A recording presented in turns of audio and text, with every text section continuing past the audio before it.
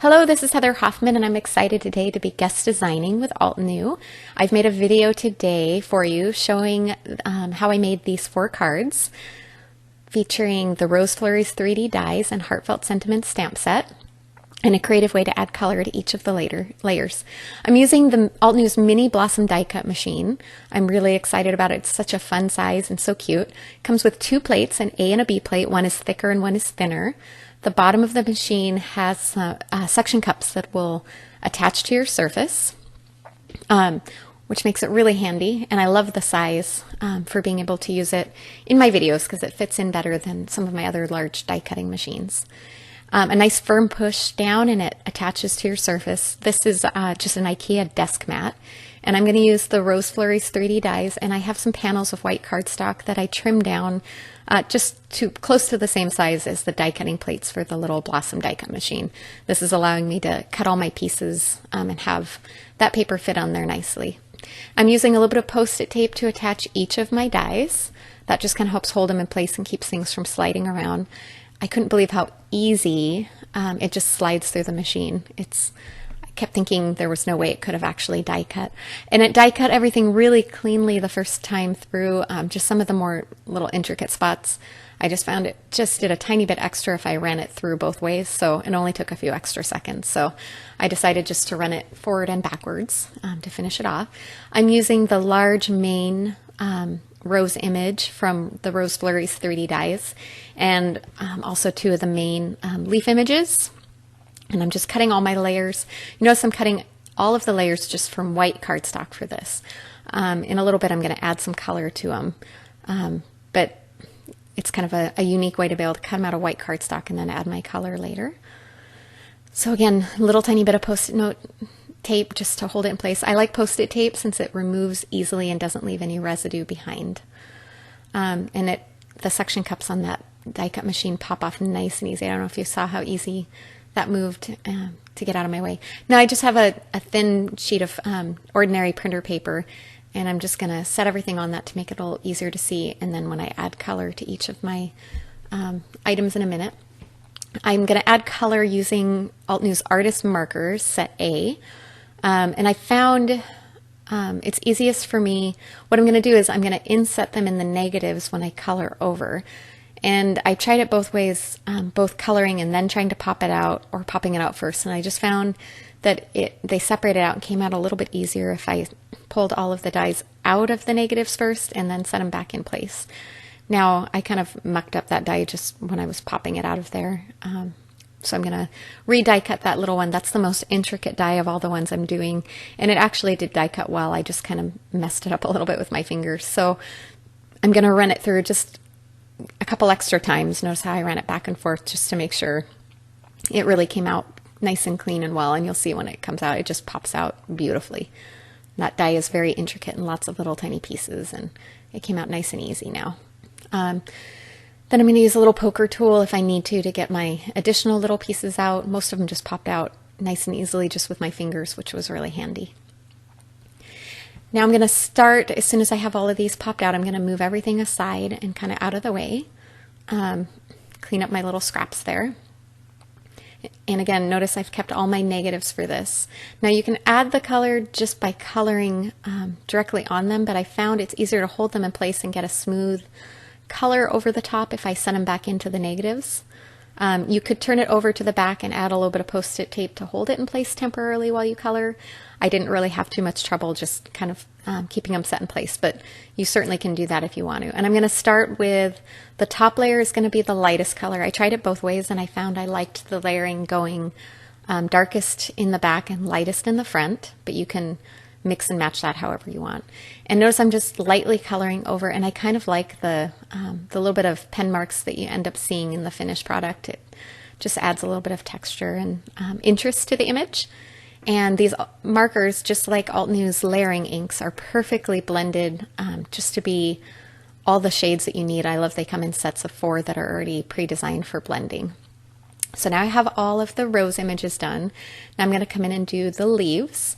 I'm starting off with both my leaf images. I'm doing the more solid image, and I'm using the second darkest of the greens and just quickly coloring over that on both of those images.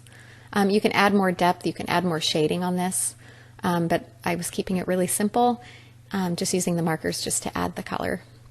And I'm going to set both of my more intricate top layers of these over the top, and I'm going to use my darkest green for this. The fourth shade in this marker, there's only 3 shades of green, and then the darkest is a black. So if you needed to add an even darker later, you could always go darker, but I liked these 2 shades of green together, especially with the pink. I just felt like they went really well together.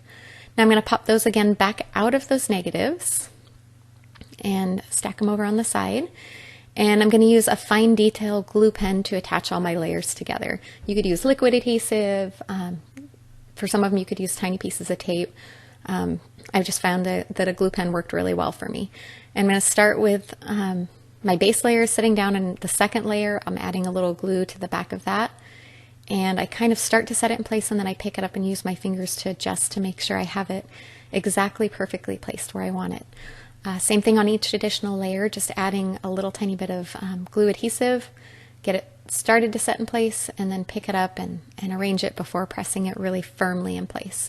That way, again, I can make sure I have it exactly where I want it before I push it down too hard. And then adding the final top detail layer. I love how these dies work together, just like Alt New's layered floral stamps, and yet it's more of a 3D effect, and it adds such a fun way of doing it. And how fun and realistic is that for a rose, and almost no work at all. All right, now I'm going to do the leaves. The leaves only have the 2 layers, so I'll quickly just adhere those together. There's a layering guide on the front of the Rose Flurries 3D dies that's really helpful and makes it incredibly easy to put these together. So feel free to check that out if you need, but they really do layer together quite well. And again, on the leaf image, in particular, you'll notice when I pick it up, I just kind of sort of got it started on there, and then I'm aligning 1 leaf at a time and pressing it down 1 leaf at a time. The fine stem line in between allows it to flex and move, so that allowed me the best way to get it all lined up just how I wanted.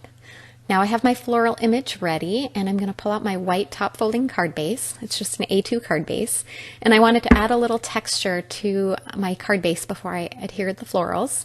So I pulled out my limestone crisp dye ink and the brand new Feeling Dotty stencil that just released here this month. And I'm using a foam ink blender, and Alt New inks blend really well through a stencil too. That's just another thing I love about them. So I just added a little focal point in the middle, just something for my florals to rest on.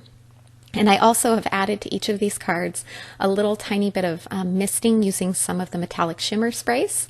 For this one, I'm using Coral Berry, and I'm pulling the lid off and just adding a few flicks of ink on there. I usually do it in a box to keep the mess contained, but for this I wasn't doing very much, so I just used my piece of white cardstock. Normally I would set that aside and let it dry. It really doesn't take very long to dry at all, but I wanted to finish this video, so I tried just to be really careful not to smear my ink. Feel free to wait in between if you want. It's just a little bit safer to not have to worry about that. Now now that I have everything laid out, I'm choosing my sentiment from Heartfelt Sentiment stamp set. I ended up this time going with the Just Because. I always pick my sentiments after I add my ink flicks. That way I can fit which one in. If I decided I wanted to add my sentiment first, I would do that and probably slightly mask it off before adding the flicks of the shimmer spray. That way I don't accidentally cover up one of my sentiments. Now I stamped this one with Industrial Diamond Crisp Dye ink.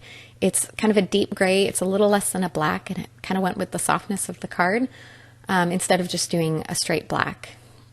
Now I'm going to adhere my florals on, and I'm starting, since I have everything laid out how I wanted, I'm just picking each item up. I started with the rose and just added some foam adhesive in the middle. And then my larger leaf image, I'm going to add a little bit of foam just to each of the leaves, and then I'll peel off the backing and tuck that in. And then when I add that final leaf image, just for some depth and interest, instead of adhering it with foam adhesive, I used my glue pen to add a little bit of glue and adhered that straight down. It just added some depth to that image, which was a little bit fun. Nothing major, but just a little bit of interest. And there we go. That one's all done.